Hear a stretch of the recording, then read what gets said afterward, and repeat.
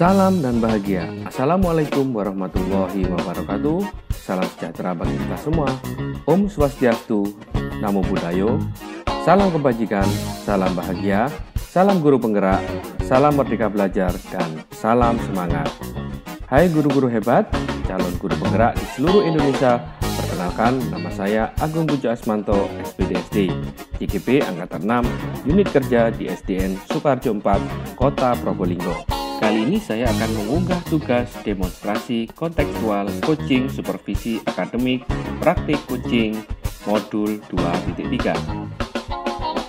Perkenalkan, beliau berdua adalah fasilitator dan pengajar praktik saya, yaitu Ibu Fitriani sebagai fasilitator dan Ibu Rina Hidayatiningsih sebagai pengajar praktek. Berikut ini adalah tugas demonstrasi kontekstual modul 2.3 yang diikuti oleh Ibu Rini Agustiawati, Bapak Agung Pujo Asmanto, dan Bu Siti Rosidah. Selamat menyaksikan.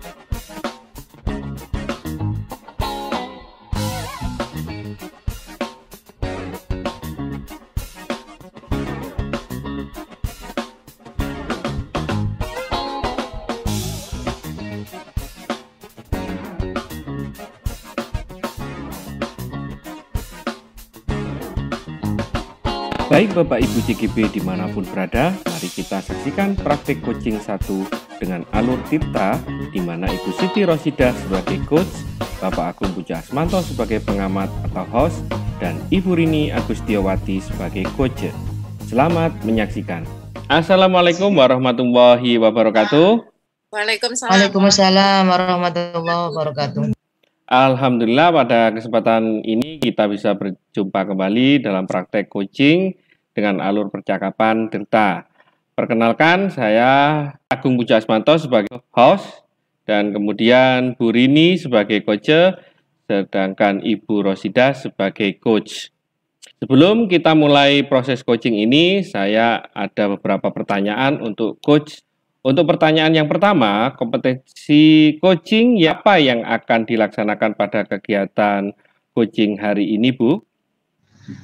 Kompetensi yang ingin dikembangkan ya Pak Agung. Okay. Pada sesi latihan kali ini, percakapan coaching, saya bermaksud ingin mengembangkan kompetensi membuat pertanyaan berbobot, Agung.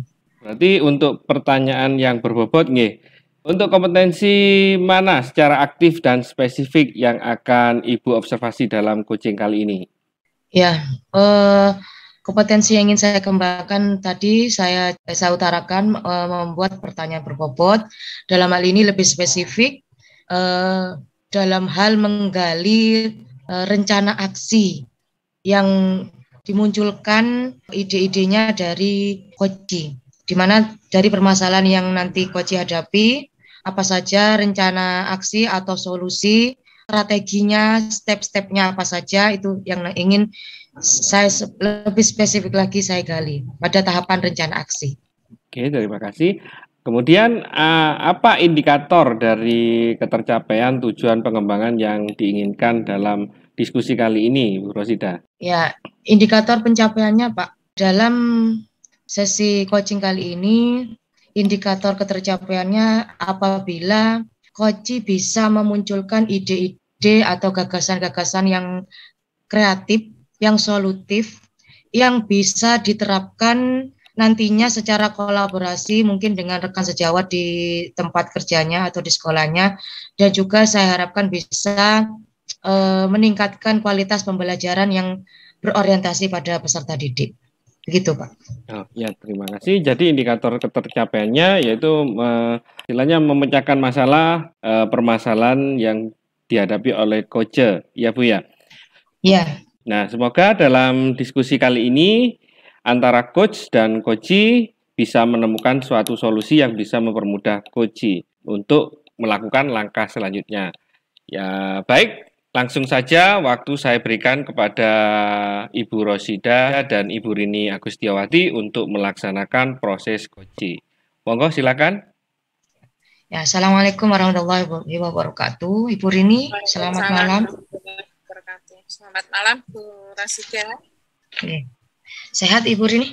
Alhamdulillah. Gimana kabarnya? Baik. Lama kita ndak ngobrol-ngobrol ya. Nah, mungkin Bu Rini juga banyak kesibukan, apalagi di akhir semester seperti saat ini. Ya, ya. Banyak apa? Ujian apa? Penilaian akhir semester sama sumatif akhir semester untuk kelas 7. Ya. Alhamdulillah pada saat ini kita diberi kesempatan untuk bertemu kembali, kita ngobrol-ngobrol santai saja. Tidak lama, mungkin 10 sampai 15 menit. Apa yang ingin Bu Rini utarakan pada sesi coaching kali ini?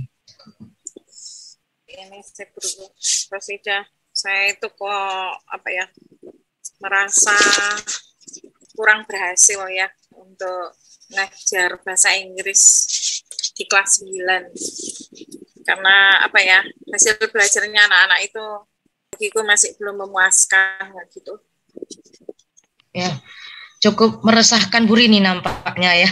Dari mimik mukanya anak-anak kita. Tahun ini Bu Rini, boleh saya tahu mengajar kelas berapa Bu Rini? Kelas 7 sama kelas 9 sih. Yang dikatakan tadi merasakan itu untuk yang kelas 7 atau kelas 9 atau semuanya? Ya, sama sih. Kelas 7 sama. Kelas 9 iya, gitu. Tapi saya kok ingin lebih fokus ke kelas 9 sih. Yang ingin utarakan.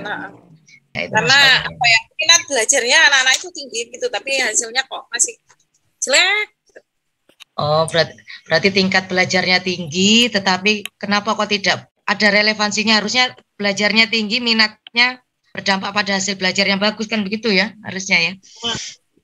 Baik, pada sesi coaching kali ini apa yang ingin Bu Rini harapkan? Harapan saya sih anak-anak itu lebih banyak, walaupun kayaknya nggak mungkin kan anak-anak itu semuanya dapat bagus, itu nggak mungkin gitu. Saya itu ingin membangun olah pikirnya anak-anak itu tinggi dan luas, sehingga apa ya, pinter lah gitu. Apalagi bahasa Inggris itu kan bahasa internasional gitu. Oke. Jadi setelah beberapa kali ulangan ini kak, anak-anak itu yang dapat nilai tinggi itu ya ada yang tinggi, ada yang 100, ada yang 90 gitu. Tapi ada juga yang menengah gitu, 80, 90, 60 gitu. Tapi ada juga sih yang nilainya itu di bawah 4. Jadi Bu Rini ingin pada sesi coaching kali ini, Bu Rini berharap menemukan solusi ya, bagaimana caranya memanage pembelajaran itu agar nantinya anak-anak aktif pada belajar di kelas, tetapi juga diikuti dengan meningkatnya hasil belajar ya, yang cukup memuaskan gitu ya Bu Rini.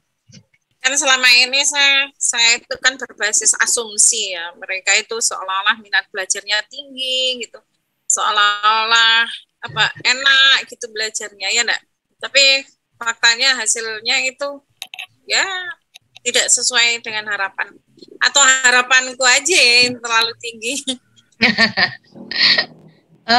Ya, menurut Bu Rini itu apa yang membuat anak-anak itu kira-kira hasil belajarnya seperti itu? Padahal Bu Rini melihatnya ketika pembelajaran di kelas, kok kelihatan anak-anak itu semangatnya tinggi belajarnya, aktif gitu.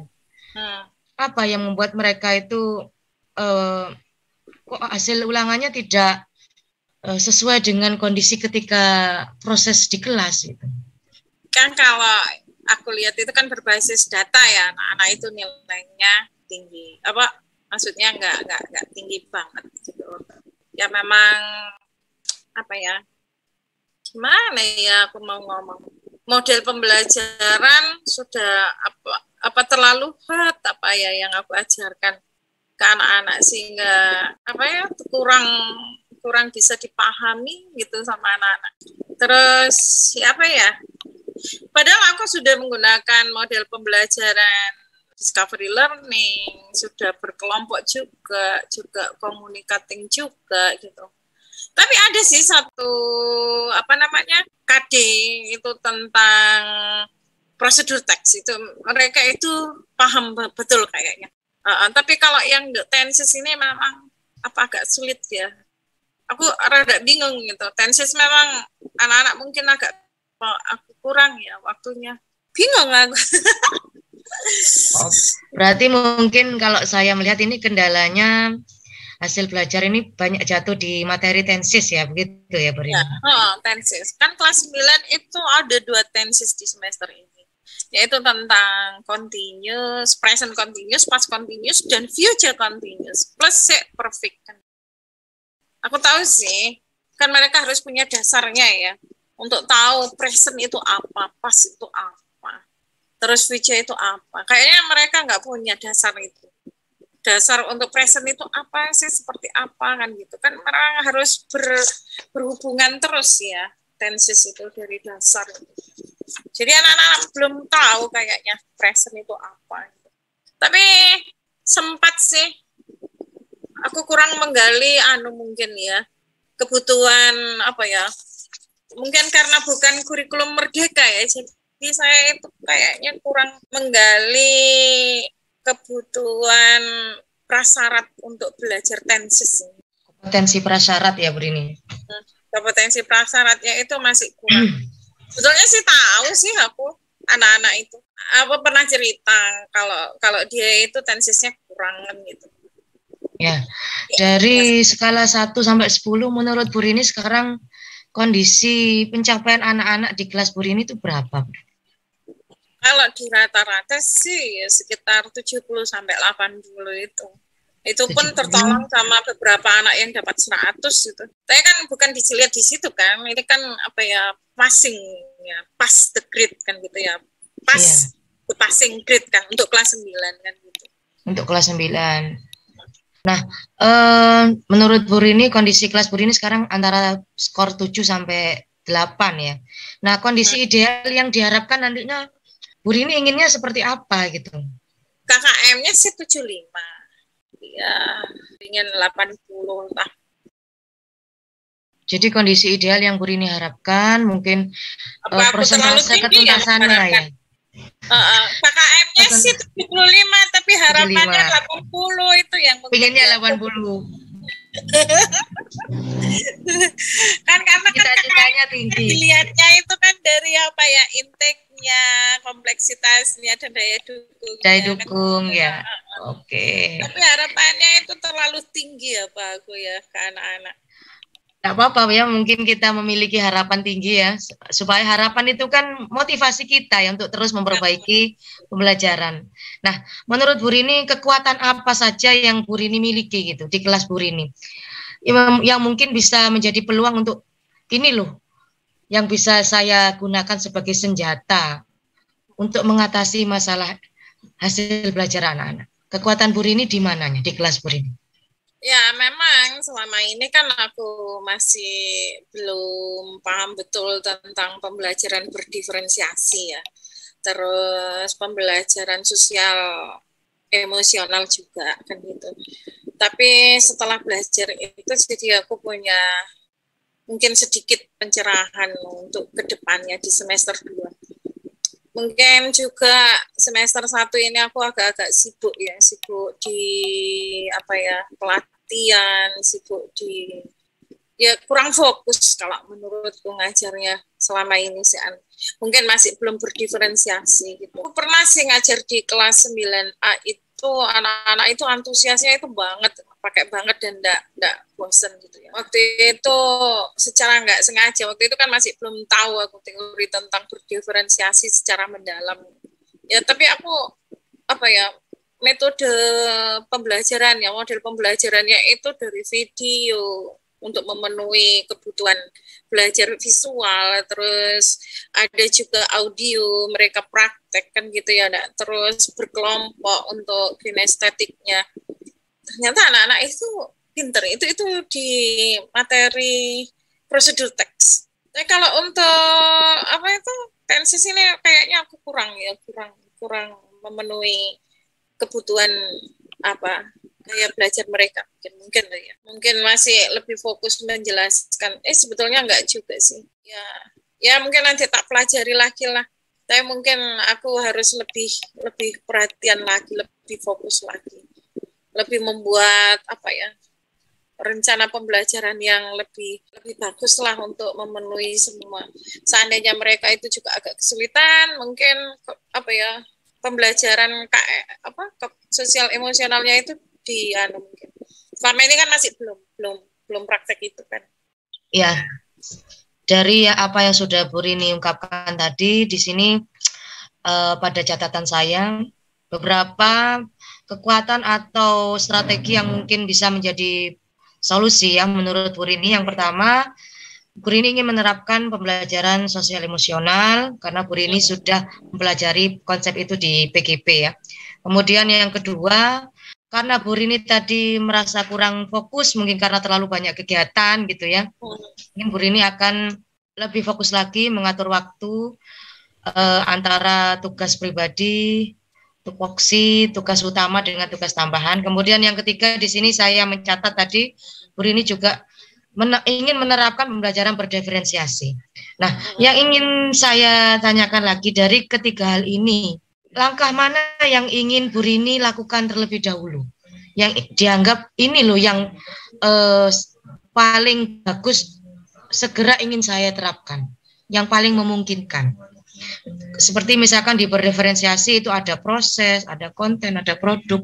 Tadi Bu Rini mengatakan siswanya kalau teks prosedur itu kinestetik lebih tertarik, lebih bersemangat gitu. Ya, yang mana Bu Rini? Kalau aku sih ingin semuanya itu terakomodasi dalam pembelajaran kayak gitu ya. Nah, yang kinestetik itu nggak terlalu banyak sih, sekitar 25%-an. Itu auditori ya juga lebih sedikitan, malah sekitar 10-15. Yang paling banyak itu visual. Anak-anak itu kayak gitu. Mungkin ini yang mungkin kurang communicating-nya, dengan mereka menyampaikan yang dipelajari, berkomunikasi dan refleksinya ya. Itu refleksi itu mungkin perlu juga untuk anak-anak. Mungkin dari situ bisa digali kesulitannya mereka itu di mana kan gitu. Sehingga memang aku sih untuk semester ini fokus untuk belajar aku. Belajar apa ya, biar aku tahu kemampuanku itu seperti apa dulu, memahami banyak yang aku dapatkan dari pelatihan ini kan gitu. Tapi nanti eksekusinya nanti semester depan lah. Karena ini kan sudah ujian, jadi tidak bisa kan gitu. Ya. Memang ini nanti untuk rencana ke depan ya Bu Rini ya. Rencana ke depan yang menjadi prioritas Bu Rini adalah tadi mungkin refleksi mungkin mau ingin ditingkatkan lagi, mengkomunikasikan mungkin lebih lengkap mungkin ya ilmunya. Oke. Mengkomunikasikan mungkin setiap pembelajaran. Kemudian mengenai tenses tadi yang mungkin menjadi kendala paling sulit ya bagi anak-anak. Nah, tensis ini menurut Bu Rini ada enggak anak-anak itu punya kelebihan di sana? Apakah tensis dalam hal tidak hanya tulis tetapi percakapannya atau dengan melihat video atau bagaimana? Ya sih. Selama ini kan aku menjelaskan kan gitu ya, enggak. Menjelaskan tensis itu kayak apa. Itu mungkin salahku mungkin masih karena terbatasnya waktu, jadi aku nggak bisa menyediakan media pembelajaran yang bisa mencapai semuanya itu mungkin loh ya. Selama ini kan hanya latihan itu, belum mengenal langsung. Sebetulnya sih tak suruh buat kalimat sih, mereka itu langsung gitu dengan konteks realnya kan gitu, kontekstualnya kan gitu. Tapi mungkin masih kurang medianya, kurang, terus ya perlu dikomunikasikan. Mungkin waktunya juga kurang. Kan masih sudah kelas 9 kan, materinya kan masih kat 13, masih kontennya banyak, kadinya banyak. Beda dengan kelas 7.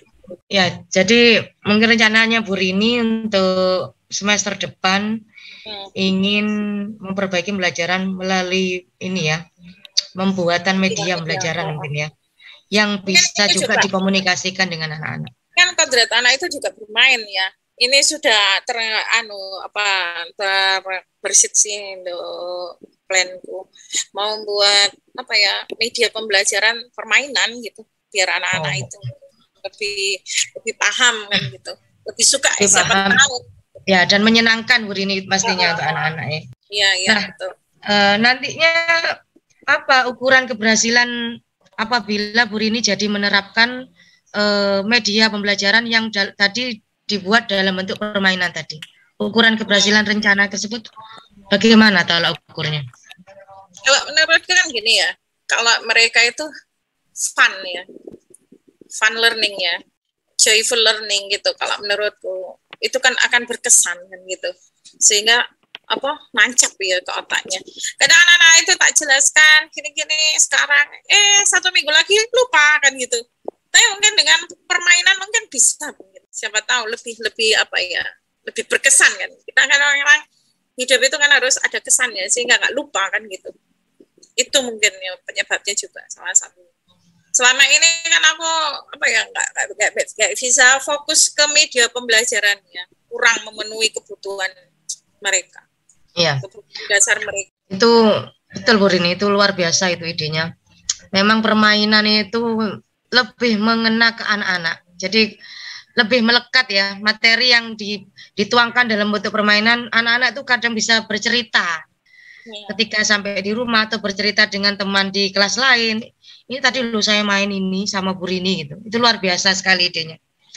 Nah, nantinya komitmen Bu Rini untuk menerapkan rencana aksi ini mungkin siapa yang diajak untuk berkolaborasi? Ya sesama guru bahasa Inggris ya tentunya. Juga aku ingin menginspirasi teman-teman sih untuk sama-sama nyari solusi. Saya juga sudah ngajukan untuk itu namanya lesson study sih. Lesson study. Aku ingin ngajarku itu dilihat kan kalau gurunya itu senang, kalau menurutku sih ya, kalau gurunya itu senang ngajar, happy juga. Kalau menurutku akhirnya mengena juga ke anak-anak. Mungkin selama ini kan aku kan fokus untuk belajar agak serius, mungkin aku juga kurang happy juga palingan gitu ngajarnya, mungkin itu. Jadi gurunya happy, nanti muridnya ke bawah happy begitu ya. Jadi mendalam gitu ngajarnya kan gitu. Joyful learningnya itu tidak hanya untuk murid juga akhirnya kan gitu. Ya jadi mungkin rencananya semester depan Bu Rini ya ingin menerapkan berkolaborasi, kemudian dalam bentuk tadi ingin mencoba lesson study, saling mengobservasi dengan teman satu rumpun mapel. Wah, luar biasa sekali Bu Rini ini ide-idenya. Kemudian saya ingin tahu nantinya ini tindak lanjutnya ceritanya setelah mungkin Bu Rini melakukan rencana aksi tadi, apalagi setelah lesson study itu pasti banyak cerita di dalamnya. Kapan kira-kira gini kita bisa ketemu lagi untuk ngobrolin? Ya pastilah semester depan setelah eksekusi itu. Depan ya. Akan nampak hasilnya ya. Kalau semester ini kan kayaknya impossible lah. Baik, terima kasih. Tadi sudah kita saksikan yaitu praktik coaching dengan alur percakapan Tirta. Kemudian dari hasil observasi yang bisa saya sampaikan di sini, yaitu Bu Rini ingin membuat kelasnya menjadi lebih istilahnya hidup ya, karena mungkin dengan ditambahi dengan pembelajaran diferensiasi, kemudian pembelajaran sosial emosionalnya, kemudian ditambah lagi untuk media pembelajaran permainan yang menyenangkan di kelasnya. Kemudian ada prioritas refleksinya Bu ya. Nah itu kemudian saya lihat di sini fokusnya yaitu ada rencana penggunaan lesson study. Kemudian saya ingin bertanya, kira-kira apa yang sudah dilakukan pada saat melakukan coaching yang menjadi indikator ketercapaian pengembangan yang diinginkan? Kira-kira apa Bu? Ya, tadi menurut saya pada sesi coaching tadi saya sudah berupaya ya membuat pertanyaan berbobot untuk menggali identifikasi masalah terlebih dahulu, apa saja masalah yang dihadapi oleh Bu Rini terkait dengan hasil belajar anak-anak. Kemudian saya juga berupaya membuat pertanyaan berbobot juga untuk menggali ide-ide apa saja. Ya, tadi saya mencatat Bu Rini ada 3 hal. Yang pertama penerapan PSE ya, pembelajaran sosial emosional, kemudian kehadiran penuh dan diferensiasi. Begitu Pak. Jadi saya lihat sudah bisa dirasakan munculnya ide-ide yang diutarakan oleh Bu Rini. Bahkan tadi saya lihat lebih jauh lagi Bu Rini menambahkan tentang refleksi pembelajaran. Nah, di situ saya kira bisa menambah solusi yang untuk guru ini untuk menghadapi masalahnya. Gitu. Ya. Bisa menambah refleksi itu berarti muncul ide-ide baru itu. Menurut saya seperti itu. Ya, terima kasih. Berdasarkan hasil percakapan Tirta tadi dari observasi yang sudah saya lihat di sini, untuk tujuannya sudah bagus, sudah memenuhi. Kemudian identifikasinya sudah bagus. Di sini sudah memenuhi juga. Kemudian rencana aksi nyata sudah memenuhi dan tanggung jawabnya sudah memenuhi. Jadi di sini coaching kali ini sudah tercapai dengan percakapan tadi yang sungguh menarik dengan menggunakan alur percakapan Tirta. Mungkin itu saja yang bisa saya sampaikan. Mungkin kita bisa bertemu lagi, bertatap muka lagi di lain kesempatan untuk lebih mantap lagi dalam hal percakapan Tirta ini. Baik, terima kasih Ibu-ibu. Mari kita tutup sesi ini dengan bacaan Alhamdulillah.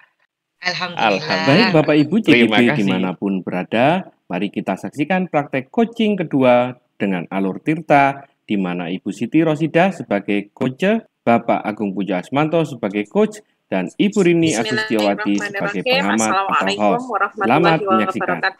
Waalaikumsalam warahmatullahi wabarakatuh. Waalaikumsalam warahmatullahi wabarakatuh. Bagaimana kabarnya Bapak sama Ibu malam ini? Alhamdulillah baik Bu. Jenengan Bu? Alhamdulillah. Lagi bantu. Pak Agung. Pertemuan kali ini akan ada pelaksanaan coaching ya antara Pak Agung Pujo Asmanto sama Bu Siti Rosida. Di mana Pak Agung sebagai coach dan Bu Siti Rosida sebagai coachee ya. Kira-kira tema coaching hari ini apa nih? Tentang peningkatan ini Bu, minat motivasi literasi pada anak. Tentang literasi ya. Ya, tentang literasi. Kalau boleh saya tanyakan ke Pak Agung sebagai coach ya. Okay. Rubrik penilaiannya di sini kan ada prasupervisi, terus observasi dan pasca percakapan. Di prasupervisi ini saya ingin menanyakan ke Pak Agung sebagai coach ya. Kira-kira Pak Agung ingin mengembangkan kompetensi coaching yang mana yang akan dikembangkan? Ya, terima kasih Bu atas kesempatannya. Jadi kompetisi coaching yang akan saya laksanakan hari ini adalah saya akan menjadi pendengar yang aktif terhadap permasalahan yang disampaikan oleh coachee. Oh, gitu, Kay. Okay. Kira-kira kompetensi yang lebih spesifik yang ingin diobservasi, kira-kira yang bagian yang mana, gitu, Pak? Ya, terima kasih. Jadi selama proses ini, kompetensi yang saya observasi secara aktif dan spesifik adalah rencana aksi yang akan dicapai oleh coachee. Fokus ke rencana aksinya gitu Pak ya. Kira-kira menurut Pak Agung indikator ketercapaian dari tujuan pengembangan yang diinginkan itu seperti apa? Indikatornya adalah ketercapaian solusi dari permasalahan coachee. Itu. Indikator ya, masalah. Sudah jelas nggih tadi ya, yang ingin dikembangkan itu adalah pendengar aktif nggih ya. Iya, pendengar aktif. Fokus di rencana aksinya. Ya, dan indikatornya adalah ditemukannya solusi dari coachee. Coachee. Monggo dimulai coachingnya, saya observasi. Assalamualaikum Bu Ros. Ya, waalaikumsalam warahmatullahi wabarakatuh. Selamat malam Pak Agung. Selamat malam juga. Bagaimana kabarnya? Alhamdulillah, ini lagi agak enggak enak badan ini. Tapi tetap harus semangat ya. Semangat Bu Ros ya, harus tetap ya. Bagus. Ya, Bu Ros, kira-kira ada apa ya ini Bu Ros mau berbicara ngobrol sama saya? Iya. Gini Pak, ini ada ingin coaching ya tentang kegalauan saya ini. Iya. Saat pembelajaran itu saya sering ngamati anak-anak itu kalau membaca itu nunggu disuruh ya. ayo dibaca materinya, ini nunggu diminta dulu, tunggu diingatkan. Dari sini saya lihat literasinya itu kok enggak bersemangat ya. Enggak ada motivasi, saya ini butuh membaca gitu. Kayaknya enggak butuh itu baca itu. Maunya langsung diterangkan, dijelaskan oleh gurunya gitu. Maunya kayak ingin disuapin gitu loh. Jadi jiwa-jiwa untuk membaca, mencari informasi, mengkonstruksi pengetahuannya sendiri itu masih kurang, belum nampak sekali. Ya mungkin ada ya beberapa anak itu yang punya inisiatif mau mengeksplorasi ya materi yang sudah saya berikan. Tapi kok sebagian besar masih menunggu untuk ayo dibaca gitu, ayo dicari ini informasi ini misalkan, masih diminta untuk ya disuruh gitu, harus di apa namanya ya, dimotivasi lebih jauh lagi itu, terutama anak yang cowok-cowok ini biasanya ya. Saya lihat kalau membaca itu dapat semenit 2 menit kok ada yang menguap gitu, nggak tahan mau bergerak berdiri dari kursinya, itu anak cowok itu nggak bisa acek itu untuk membaca itu Pak permasalahan saya, sehingga nantinya berdampak pada penguasaan materi. Ketika saya beri latihan soal, baru mereka buru-buru mencari jawabannya gitu dari pertanyaan di soal itu, karena sebelumnya itu memang ya tidak siap itu dengan, jadi konten yang saya berikan itu tidak dipelajari secara keseluruhan. Jadi nunggu ada pertanyaan baru mau mencari jawabannya gitu Pak. Itu keresahan saya. Ya, jadi Bu Rosida ini merasa kecewa, resah ya, karena literasi anak-anak itu kurang meningkat gitu ya. Iya Pak, jadi semangatnya itu motivasinya rendah. Ya, nunggu disuruh baru mau membaca ya, gitu.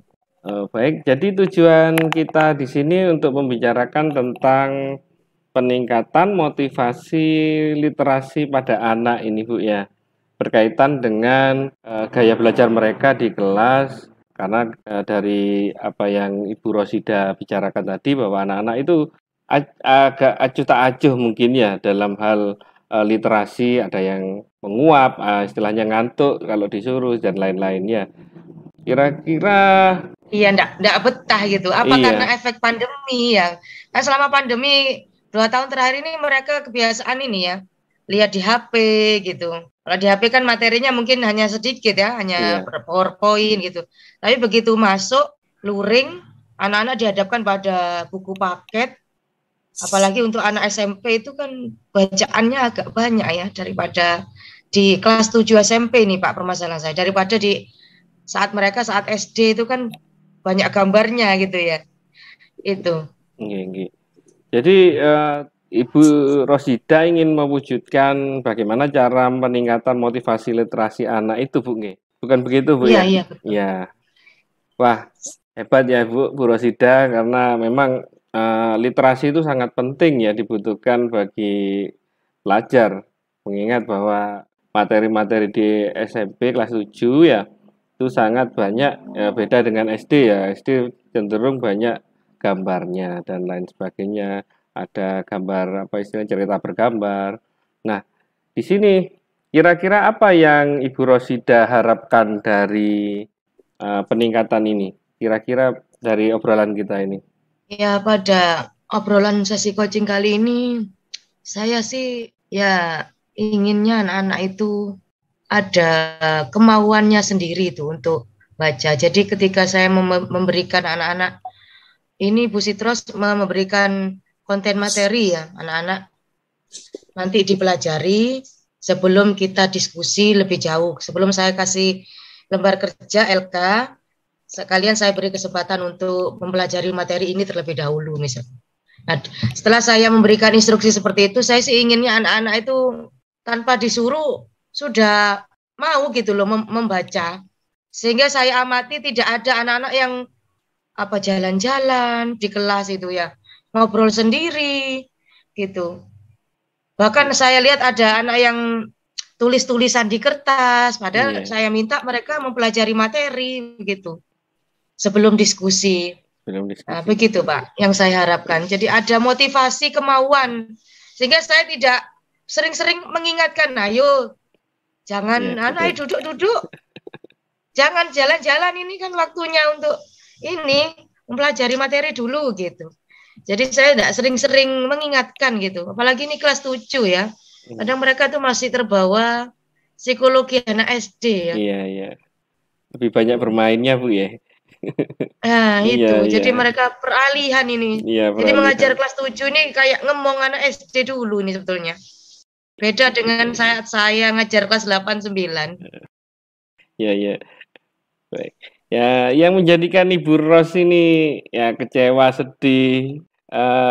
Tolong dijelaskan secara spesifik atau detail. Kira-kira gimana, Bu? Yang membuat Bu Rosida itu perasaannya kurang nyaman. Monggo. Ya.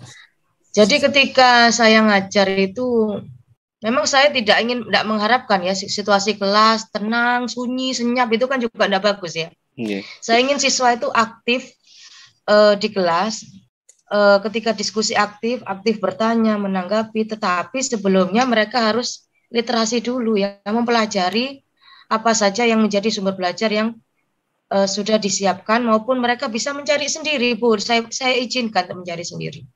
Itu. Nah, keresahan saya lagi, Pak, ketika literasi anak-anak rendah, akibatnya itu berdampak pada capaian belajar. Ketika saya minta anak-anak mengerjakan LK, itu sering terlambat mengumpulkan, bahkan sampai bel jam pelajaran berakhir belum selesai, Bu, masih mencari jawaban gitu. Nah, itu kan karena sebelumnya ketika tahap persiapan saya minta mereka mempelajari materi itu tidak dimanfaatkan betul-betul itu. Baru ketika ada LK, baru mereka gerada geruduk gitu ya. Bahkan dengan cara cepat ada yang nyontek kelompok lainnya, wah itu. Itu yang bikin saya resah itu. Capaian belajarnya alamat ini sudah betul itu turun itu. Kira-kira pandemi itu berpengaruh tidak, Bu, berkaitan dengan literasi itu, Bu Rosida? Ya, menurut saya berpengaruh banget ini. Karena ini anak-anak kan beralih ya, beradaptasi yang dari awalnya 2 atau 3 tahun daring, kemudian guru menggunakan metode pembelajaran menyesuaikan kondisi daring, kemudian beralih ke luring full ya sekarang tatap muka. Kalau daring anak-anak 3 tahun ini terbiasa dengan mungkin guru memberikan PowerPoint, apa itu video ya tutorial, yang saya kira itu kurang detail. Kemudian yang kedua, saya lihat anak-anak itu masih kadang kurang jeli ya. Menyimak video itu kan juga literasi, Pak, literasi digital. Waktu saya mengajar materi hardware itu, anak-anak saya tunjukkan gambar CPU yang dibongkar dalamnya. Itu saya suruh mengamati ini prosesor, ini RAM, ini ROM, ini VGA itu ya. Itu dengan tampilan visual yang menurut saya sudah menarik. Itu kadang mereka masih tidak tepat ini mempelajari materi tersebut. Berarti ini kan literasinya juga kurang ya, pemahamannya itu. Ya. Ibu Ros, apakah murid-murid Bu Ros semuanya seperti itu? Maksudnya rata-rata kira-kira kalau pakai skala persen, berapa persen yang literasinya rendah dan berapa yang tinggi? Ya, saya kira kalau saya amati ketika di kelas itu Pak, 60% itu masih rendah itu Pak. Masih perlu disentil gitu ketika diminta untuk mempelajari materi. Kalau kita nilai dari skala angka 10 sampai 100 kira-kira nilai untuk muridnya Ibu berarti sekitar 60 nggih. 60 Iya betul, ya, 60. 60. Dari 60 itu bagaimana muridnya? Apakah memang selama ini Bu Siti itu mempraktekkan literasi secara baik di kelas atau tidak? Kira-kira bagaimana? Ya, 60 itu adalah angka pengamatan menurut pengamatan kacamata saya ya.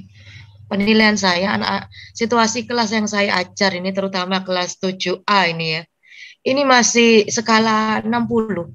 Jadi literasinya semangat literasinya kurang, kemudian ketika mereka literasi juga tingkat pemahamannya juga kurang bagus, sehingga nampak ketika saya beri lembar kerja itu hasilnya juga tidak memuaskan gitu. Tidak memuaskan. Gitu, Pak. Apakah Bu Siti memang selalu mempraktekkan literasi, misalkan di kelas diluangkan waktu misalkan 10 menit untuk memulai pembelajaran? Apakah sudah dilakukan, Bu? Nah, itu Pak. Jadi literasi itu memang saya kasih waktu ya. Paling enggak setelah saya apersepsi ya, 10-15 menit pertama itu saya minta anak-anak ayo dipelajari dulu materinya gitu. Sebelum Bu Sitras memberikan diskusi ini untuk materi yang bersifat kognitif ya Pak, bukan materi yang bersifat praktek di labcom ya. Ini maksud saya untuk yang bersifat pengetahuan ya, hafalan, pemahaman. Jadi saya kasih waktu terlebih dahulu anak-anak. Tetapi sebelumnya ya saya berusaha untuk mengkondisikan dulu. Apakah anak-anak saya pastikan sudah mendapatkan sumber belajarnya. Dan anak-anak juga kan saya minta membawa HP itu Pak. Jadi selain dari sumber belajar saya, anak-anak juga saya bebaskan untuk mencari di Google untuk sebagai tambahan materi. Gitu Pak. Ya, apakah Bu Siti juga menerangkan ke muridnya kata-kata sulit yang kurang mereka pahami sehingga mereka bisa menuliskan di buku catatan atau gimana? Apakah sudah dipraktekkan seperti itu, Bu? Kata-kata sulit yang biasanya anak-anak berkaitan dengan pembelajaran. Ini kan berkaitan dengan komputer ya. Kan ada istilah yang sulit itu. Apakah sudah dipraktekkan, Bu? Ya, mungkin itu mungkin Pak ya yang saya agak kurang ya. Memang pelajaran saya ini ada korelasinya dengan bahasa Inggris ya. Dan banyak sekali istilah bahasa Inggris ya. Seperti input device, processing device, visual graphic adaptor gitu ya. Kalau anak-anak paham bahasa Inggrisnya, saya kira mereka bisa menerka-nerka, oh ini alat gunanya ini ya. Oh letaknya di sini alat ini dipasang gitu. Ya mungkin itu Pak. Kata-kata sulit itu harus lebih saya ini ya anak-anak untuk mencari terlebih dahulu ketika literasi, kemudian apabila menemukan kata yang sulit bisa kita diskusikan bersama di kelas gitu.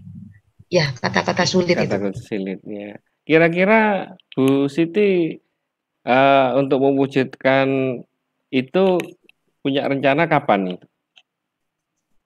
Ya, jadi untuk meningkatkan literasi anak-anak tadi mungkin saya harus memvariasikan sumber belajarnya, kemudian berusaha ini ya, kata-kata sulit itu supaya familiar di telinga anak-anak, saya sederhanakan, terutama untuk anak kelas 7 itu.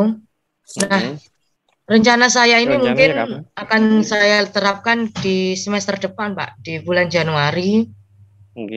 Mungkin ya, saya akan berencana membuat variasi sumber belajar yang sekiranya anak-anak itu minat membacanya ini antusias gitu ya. Oh, jadi akan dilakukan dalam waktu-waktu dekat ini Bu Rosi ya, untuk rencananya ya. Iya, Jadi kira-kira apa yang Ibu Ros dapatkan dari hasil ngobrol kita kali ini? Ya Alhamdulillah Pak Agung, saya mendapatkan tiba-tiba mendapatkan ide ya untuk memvariasikan sumber bacaan anak-anak tadi supaya anak-anak itu mau membaca atau mau berliterasi, baik itu literasi buku, literasi visual, literasi digital gitu ya, dengan tanpa diminta, tanpa disuruh, mereka bisa membentuk pengetahuannya sendiri lewat literasi, sehingga mereka bisa mempunyai jiwa literat gitu. Luar biasa Bu. Nah, oke Bu Ros, Bu Rosida, mungkin kita nanti bisa bertemu lagi dan berbincang-bincang yang terkait dengan hal ini. Saya sangat penasaran ini, kira-kira untuk pertemuan berikutnya hasilnya bagaimana yang bisa dikembangkan oleh Bu Ros nantinya. Saya kepingin tahu ya, ini. Saya juga ini tidak sabar ini ingin menerapkan rencana yang muncul dari ide-ide dari coaching ini, Pak. Iya, karena menarik ini, Bu Ros. Ya, mungkin satu tantangan tersendiri bagi saya itu untuk memvariasikan sumber belajar itu. Iya. Ya, terima kasih, Bu Ros. Oke, saya terima kasih Pak Agung. Sama-sama. Sudah meluangkan waktu melakukan sesi coaching kali ini. Iya, terima kasih sama-sama. Sama-sama, Bu Ros. Sukses, Bu Ros. Alhamdulillah. Sama-sama. Proses coaching sudah selesai, ya, Pak Agung. Saya ingin tanyakan ke Pak Agung. Kira-kira apakah indikator ketercapaian pengembangan yang diinginkan oleh Pak Agung, yaitu tadi itu rencana aksi, ya? Iya, rencana aksi. Fokus ke rencana aksi dan solusi yang dihasilkan. Kira-kira indikatornya sudah tercapai, Bu? Tercapai, sangat tercapai sekali, Bu. Itu tadi sudah dijelaskan bahwa Bu Rosida punya rencana, tadi dilihat dengan menggunakan literasi, kemudian akan didiskusikan di kelas. Nah, itu sudah termasuk keberhasilan dari indikator tersebut. Tapi menurut Pak Agung, coba diceritakan, kan tadi itu Pak Agung ingin mengembangkan kompetensi apa itu pendengar aktif. Okay. Pak Agung sudah berkembang nggak ke dirinya dengan sebagai pendengar aktif di situ? Ya, dari tadi penjelasan Bu Rosida memang banyak sekali yang ingin disampaikan, jadi saya mendengarkan secara aktif apa yang sudah dibicarakan Bu Rosida, sehingga Bu Rosida bisa menghasilkan rencana-rencana yang baik ke depannya, ya, dan antusias sekali Bu Rosida terhadap pembicaraan ini. Ya, alhamdulillah kalau indikatornya sudah tercapai, ya. Yang dengan harapkan itu sudah tercapai, ya. Kalau perasaannya Bu Rosida bagaimana? Ya, alhamdulillah tadi Bu. Saya merasa lega, sudah mengutarakan apa yang menjadi keresahan saya selama berbulan-bulan ini, ya, 1 semester ini gitu, tentang rendahnya motivasi membaca pada diri murid saya, ya, terutama kelas 7A, di mana mereka itu kan baru saja masuk SMP, masih terbawa mungkin situasi anak-anak SD, sehingga itu berpengaruh juga pada capaian hasil belajar mereka gitu. Jadi saya lega sekali sudah melakukan sesi coaching dengan Pak Agung tadi. Berarti coaching kali ini berhasil, ya? Kalau menurut saya sih alur tirtanya itu sudah terlampaui semua, dilalui, mulai dari tujuannya dari coaching itu apa, terus Pak Agung menggali dari identifikasi permasalahan keresahannya Bu Rosida, terus rencana aksinya juga muncul, solusi-solusi baru untuk menyelesaikan yang diresahkan itu juga sudah muncul, terus komitmennya Bu Rosida juga sudah bagus nih kalau menurut itu dari data-data yang saya dapatkan. Terus kira-kira kompetensi apa lagi yang ingin dikembangkan oleh Pak Agung, ya, sebagai coach di sini yang akan ingin dikembangkan selanjutnya? Ya, terima kasih.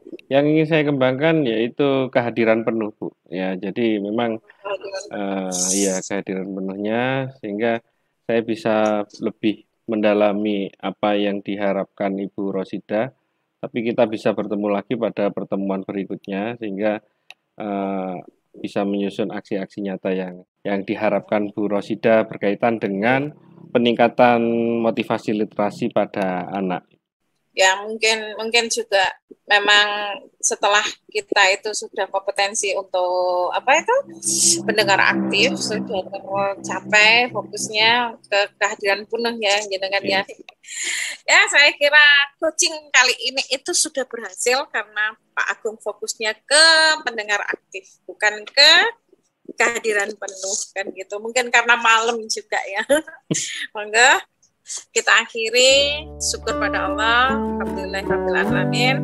Assalamualaikum warahmatullahi wabarakatuh. Waalaikumsalam. Waalaikumsalam. Waalaikumsalam warahmatullahi wabarakatuh.